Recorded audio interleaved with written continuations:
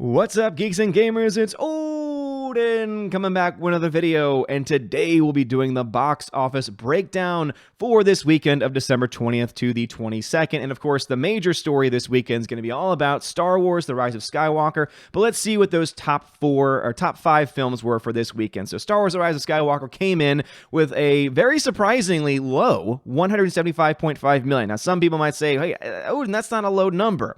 Well, when you look to the fact that the estimates for this film had it around 185 to 215, and some people thought it could be even higher than that, and it's coming in even below those estimates, that to me speaks volumes. Some might argue, oh, well, Disney themselves said it would be probably closer to 160, 165. But studios always try to lowball their numbers because they know how much money they're going to make, and they would rather project it. They would much rather have a lower number and it exceed those expectations than have a higher expectation and it come in underneath it. It's all about the optics for these studios, and so that's the reason why you might see a lower number projected by Disney officially. But 175.5 is not great, especially when you compare that to other films in the franchise. The previous film in this trilogy, The Last Jedi, made $220 million domestically. The Force Awakens made around $246 million domestically. So we're seeing the law of diminishing returns. We're seeing how the numbers are getting less and less and less. But what's more interesting is when you actually look to the overall numbers made by this film worldwide at this point in time, which we'll get to in a second.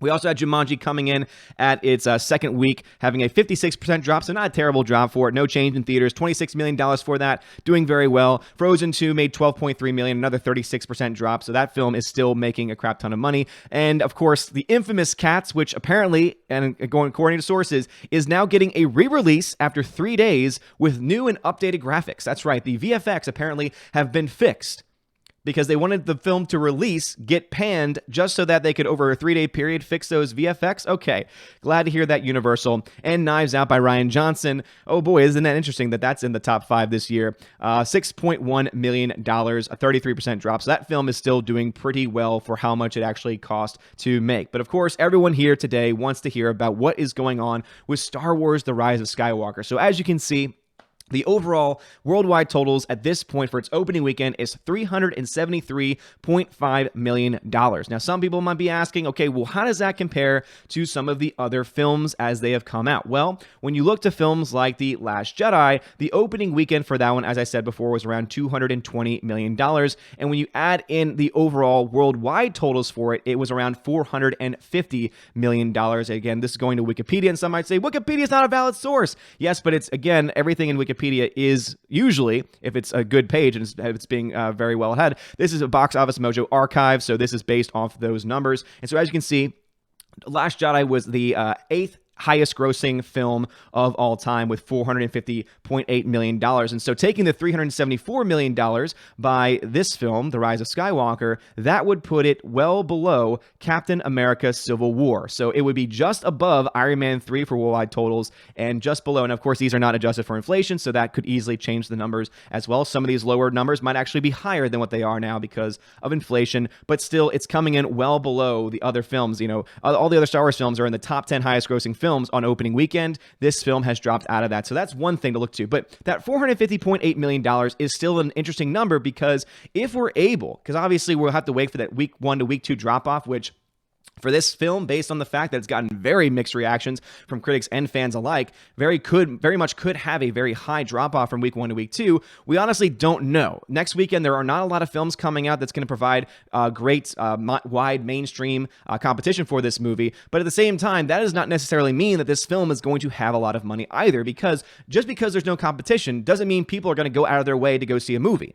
So one could argue, oh, well, it has no competition, so therefore the drop-off's not going to be as bad. But one could also argue, well, the drop-off could actually be roughly the same because, yeah, it might not have competition, but you might also have a bunch of people that say, hey, nothing's out right now, I'm not going to go see anything. So because of those factors, it's really hard to predict what this drop-off is going to be. If I were a betting man, I would say it's probably be in the 60s somewhere, but there's definitely a world out there where it is less than that, in the 50s range, but we'll have to wait and see. Once we have those numbers, I'll be able to give you a more accurate representation of what I think this film will make by the end of its run. But let's take the numbers that we have and do a little bit of the math, because that is what we do here not only on my channel, Odin's Movie Blog, but also here on the Geeks and Gamers channel every single Sunday. So right now, this film has made $373.5 million worldwide in its grand opening. Well, what is the most recent film that we have to compare that to? That's right, it would have to be The Last Jedi, right? As far as the episodic numbers go. We could compare it to Solo, but that just wouldn't be fair. But the last episodic film was The Last Jedi, which, as we saw,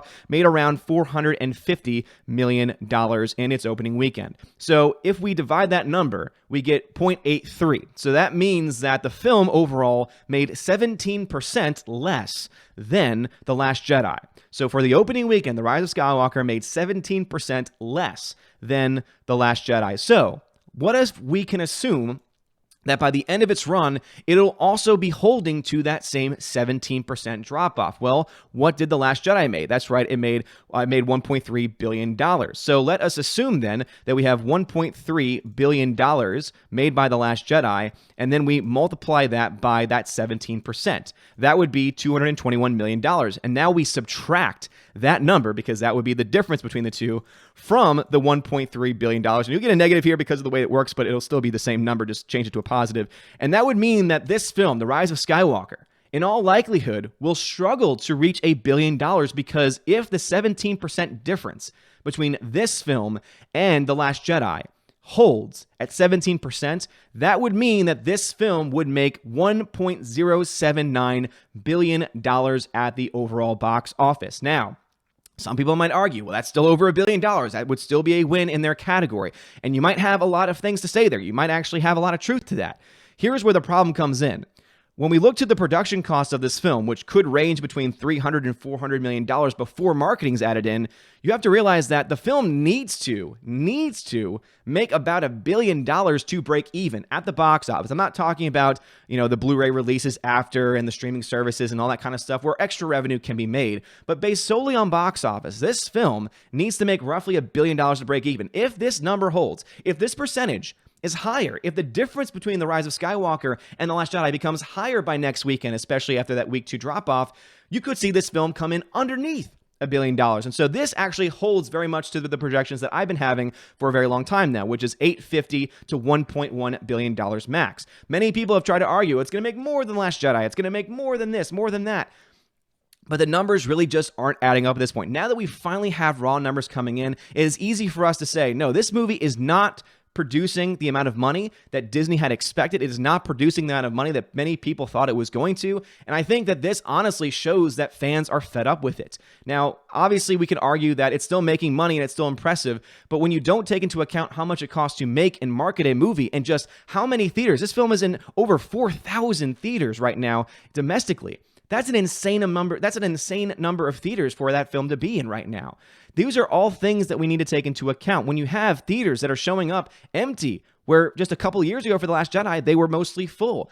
I think that that's something that we need to take into account as well, that the excitement level for Star Wars has dropped so significantly under the Kathleen Kennedy, Rian Johnson regime, and J.J. Abrams now especially, that's something that just cannot be ignored anymore. So this is a film that I think very likely is going to be coming in well underneath the projections that they had for it. This is a film that could struggle, especially if we get another 67.5% drop for this film, just like The Last Jedi had. Dear Lord, this film could make even worse money than it had previously. But I digress. What are y'all's thoughts about these numbers, though? Obviously, I know that many of you might want me to go into some of the other numbers right now, and I'll do that pretty quickly. Jumanji: The Next Level is currently at $311.9 million. I don't think that number has been updated yet officially for the foreign totals, because the numbers.com is usually a little bit behind on these numbers. Frozen 2 has already crossed the $1 billion mark, which is no surprise at all. It's a film that's going to continue to make money as well. And for people wondering about Cats, I don't think that they have the numbers for Cats in quite yet, because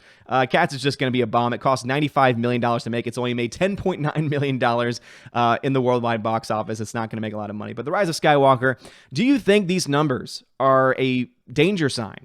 Do you think that they are now in danger of losing money on this film? Again, if it doesn't reach $1 billion, an argument can easily be made that they have lost money or that they have just broken even because of how much money this film cost to both make and to produce, which are numbers that we never have. Like, we never have the ability to know exactly how much was spent because they usually give a production number that is sometimes very much off the mark, or they give you a range that has like $100 million worth of a range, which makes a huge difference as far as profitability goes. But let me know your thoughts. Do you think this film is going to make profit? Do you think this film is going to break $1 billion? Again, I've done the math for you right now, and there's a very good chance that it doesn't reach that number. So let me know your thoughts about that and all the things we talked about in the comments section below. If you like this video, smash that like button, give us a subscribe. It helps us out a lot. You're all amazing and beautiful people. Check over on the Odin's Movie Blog channel for more coverage of the Skywalker box office, especially since I have a little bit of I have an Excel sheet that I've been working on. It's currently live on the it's currently up on my website, ombreviews.home.blog. Yes, that's a mouthful, but if you want to have a place for honest movie thoughts, honest movie criticism, where I will not delete a bunch of reviews and I will not limit a bunch of ratings, go check that out if you want to for more coverage of this thing. Anyway, you guys are all amazing and beautiful people. Have a wonderful day, and as always, God bless.